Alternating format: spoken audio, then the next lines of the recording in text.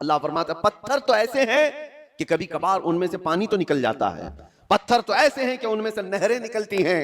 آپ نہیں دیکھتے پہاڑوں سے جو فالس، جو آبشار گرتے ہیں، یہ کیا ہے؟ اللہ فرماتا ہے یہ خوف خدا سے پتھر روتا ہے تو پانی نکلتا ہے، یہ پتھروں کا رونا ہے. وَإِنَّ مِنْهَا لَمَا يَهْبِطُ مِنْ خَشْيَةِ اللَّهِ. اللہ فرماتا ہے کبھی کبھار یہ چٹانیں کھسک کر کے جو گر جاتی ہیں، آپ دیکھتے ہیں لینڈ سلائیڈنگ کہا جاتا ہے اس کو، یا پھر چٹانیں کھسک کر کے گر جاتی ہیں. قرآن تو کہتا ہے یہ خوف خدا سے ہل جاتے ہیں پتھر، تو پہاڑوں سے گر جاتے ہیں. اور انسان کا دل ایسا ہے کہ پتھروں سے زیادہ سخت ہو جاتا ہے، نہ اس کے آنسو آئے نہ اس کا جسم حرکت میں آیا. یہ قرآن کی بات کہہ رہا ہوں. تو جب اتنا سخت ہو جاتا ہے دل، تو یہ بھی کہا گیا کہ انسان کا ہائی لیول کا جب سخت دل ہو جاتا ہے تو وہ اپنی ماں اور بیٹی میں اور بیوی میں فرق کرنا بھول جاتا ہے، وہ عام عورت میں اپنی رشتوں میں فرق کرنا بھول جاتا ہے، حلال اور حرام کی تمیز اس سے نکل جاتی ہے، اور اس کو نماز اور غیر نماز کے اوقات میں کوئی فرق نہیں لگتا.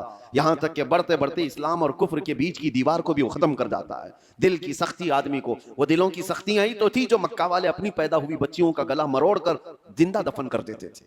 وہ دلوں کی سختیاں ہی تو تھیں کہ وہ اپنی ماں اور بہنوں کو بازاروں میں لا کر کے بیچ دیتے تھے. وہ دلوں کی سختیاں ہی تو تھیں کہ قافلے کے قافلے لوٹ کر کے ان کو مار دیا کرتے تھے.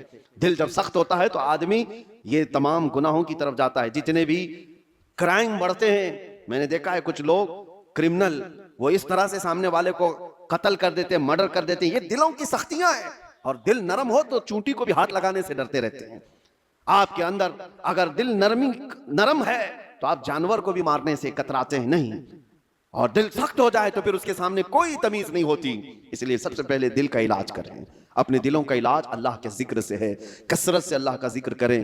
یا اللہ یا رحمان یا رحیم دل مارا کن مستقیم. ہمارے بزرگان دین جب بیعت کرتے تھے تو سب سے پہلے یہ پڑھاتے تھے، اے اللہ، اے رحمان، اے رحیم دل مارا کن مستقیم. میرے دل کو، ہمارے دل کو استقامت عطا فرما دے، ہمارے دل کو صراط مستقیم عطا کر دے، گھبراہٹ اور بے چینی سے آزاد کرا دے.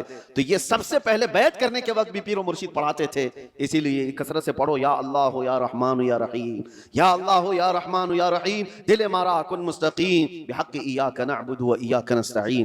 اللہ تبارک و تعالیٰ اس دعا سے دلوں کو نرم فرما دے گا، دلوں کی سختیاں ختم ہو جائیں گی. اللہ کریم رمضان سے پہلے ہمارے دلوں میں نیکیوں کی فصلیں اگا دے، ہماری آنکھوں سے اشک روا ہو جائے، ہمارے دلوں کی سختیاں ختم ہو جائیں. مولا کریم امت مصطفیٰ پر یہ آنے والا رمضان خیر و برکت والا بنا دے، سعادتوں اور رحمتوں والا بنا دے.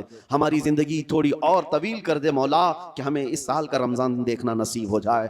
اے قدیر و جبار خدا، اس شعبان المعظم کے اخیر میں ہم سب کی بخشش کا اعلان فرما دے. وآخر دعوانا